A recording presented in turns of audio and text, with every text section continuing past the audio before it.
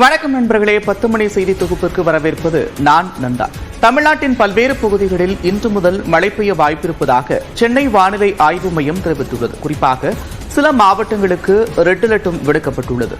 இந்த சூழலில் மழை தொடர்பாகவும் மழை பாதிப்புகளை தடுக்க செய்யப்பட்டுள்ள முன்னேற்பாடுகள் தொடர்பாகவும் வானிலை நிலவரம் தொடர்பாகவும் செய்திகளை தருவதற்காக செய்தியாளர்கள் நம்மோடு இணைந்திருக்கின்றனர். குறிப்பாக திருவாரூரிலிருந்து செய்தியாளர் செல்வகுமார் மற்றும் ராஜசேகர், நாகையிலிருந்து பாலமுத்துமணி, மயிலாடுதுறையிலிருந்து கிருஷ்ணகுமார், அதேபோல செய்தி அறையிலிருந்து சடையாண்டி ஆகியோர் உள்ளனர். இவர்களுடன் பேசுவதற்கு முன்னதாக இந்த நேரத்திற்கான தலைப்புச் செய்திகளை பார்க்கலாம். திருவாரூர் மாவட்டத்தின் பல்வேறு பகுதிகளில் கனமழை. விட்டுவிட்டு பெய்து வரும் மழையால் மக்களின் இயல்பு வாழ்க்கை பாதிப்பு.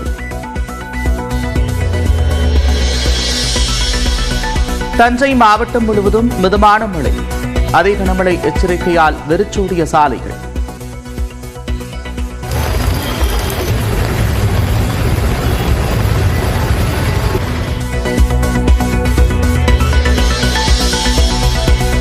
செங்கல்பட்டு மாவட்டம் கல்பாக்கம், மாமல்லபுரம் உள்ளிட்ட பகுதிகளில் கனமழை. கணித்ததை விட ஒரு நாள் முன்னதாகவே மழை பெய்கிறது.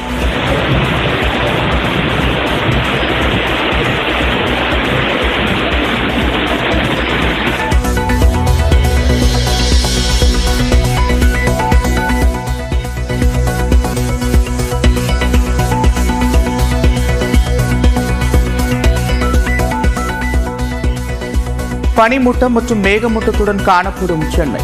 சூரிய வெளிச்சமே தெரியாத குளுகுளு சூழல்.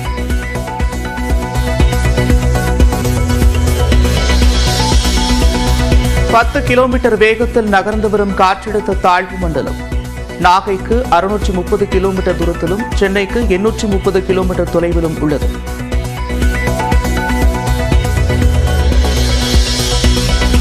சபரிமலையில் இன்றும் நாளையும் கனமழைக்கு வாய்ப்பு. வானிலை ஆய்வு மையம் கணிப்பு.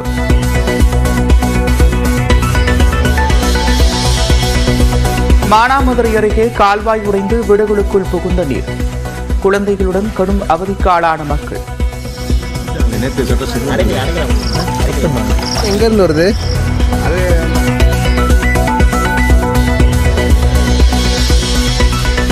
மயிலாடுதுறை மாவட்டத்தில் இன்று முதல் 2 நாட்கள் அதிக மழைக்கு வாய்ப்பு. நாகை, திருவாரூருக்கு இன்றும், கடலூருக்கு நாளையும் ரெட் அலர்ட்.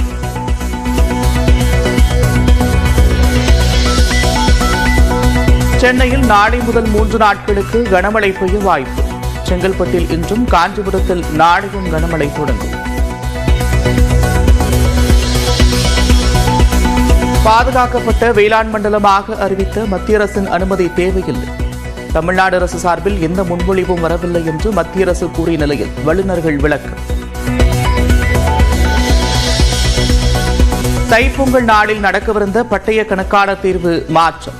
ஜனவரி 14ஆம் தேதி நடைபெறவிருந்த தேர்வு ஜனவரி 16ஆம் தேதிக்கு மாற்றப்பட்டது.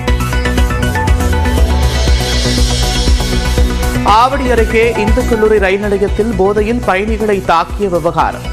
14 வயது சிறுவன் உட்பட 3 பேர் கைது.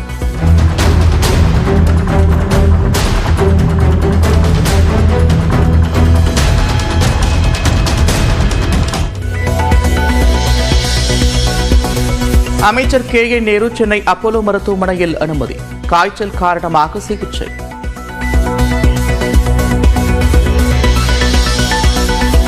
கேரள மாநிலம் திருச்சூரில் சாலையோரம் தூங்கிக் கொண்டிருந்தவர்கள் மீது ஏறிய லாரி. 5 பேர் பரிதாபமாக உயிரிழந்த நிலையில் காவல்துறை விசாரணை.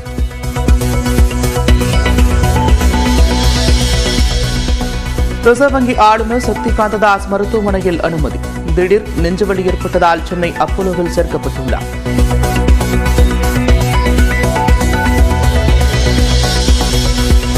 QR கோடுடன் புதிய பான் அட்டையை அறிமுகம் செய்தது மத்திய அரசு. ஏற்கனவே வைத்துள்ளவர்களுக்கு எந்தவித கட்டணமுமின்றி வழங்கப்படும்.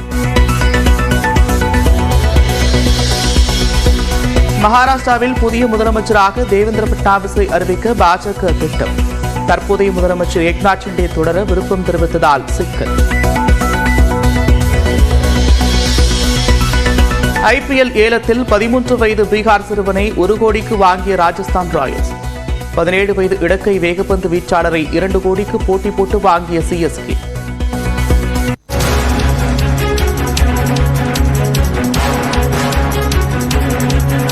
சென்னை உட்பட 16 மாவட்டங்களில் பிற்பகல் 1 மணி வரை மிதமான மழைக்கு வாய்ப்பிருப்பதாக வானிலை ஆய்வு மையம் தெரிவித்திருக்கிறது. அண்மை செய்தியாக பார்த்து வருகிறோம். கூடுதல் விவரங்களோடு செய்தியாளர் லிபிகா இணைகிறார். லிபிகா, விவரங்கள்.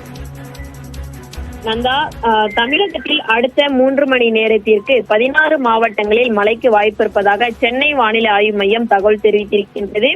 திருவள்ளூர், சென்னை, செங்கல்பட்டு, காஞ்சிபுரம், விழுப்புரம், கடலூர், அரியலூர், மயிலாடுதுறை, நாகப்பட்டினம், திருவாரூர், தஞ்சாவூர், புதுக்கோட்டை, ராமநாதபுரம், திருநெல்வேலி, கன்னியாகுமரி, தென்காசி ஆகிய 16 மாவட்டங்கள் மற்றும் புதுவை, காரைக்கால் பகுதிகளில் இன்று பிற்பகல் 1 மணி வரை இடி மின்னலுடன் கூடிய மிதமான மழைக்கு வாய்ப்பிருப்பதாக சென்னை வானிலை ஆய்வு மையம் தகவல் தெரிவித்திருக்கின்றது.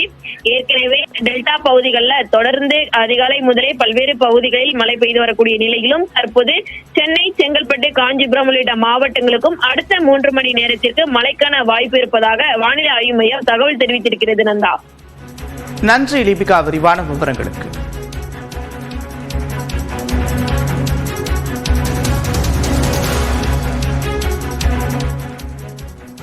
திருவாரூர் மாவட்டத்தின் பல்வேறு பகுதிகளில் கனமழை பெய்து வருகிறது. இது தொடர்பான கூடுதல் விவரங்களோடு இணைக்கிறார் செய்தியாளர் செல்வகுமார். செல்வகுமார், விவரங்கள்.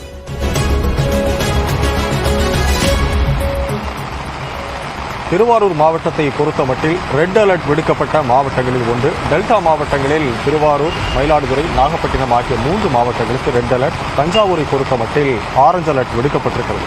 இதன் காரணமாக நள்ளிரவு 3 மணியில் இருந்து மிதமான மழை பெய்தது. தற்போது ஒரு பலத்த மழை மாவட்டத்தினுடைய பல்வேறு பகுதிகளிலும் கொட்டி தீர்த்து வரக்கூடிய காட்சிகளை பார்க்கிறோம். இந்த மாவட்டத்தை பொறுத்தமட்டில் விவசாயம் என்பதுதான் இவர்களுடைய மிக பிரதானமான தொழில்.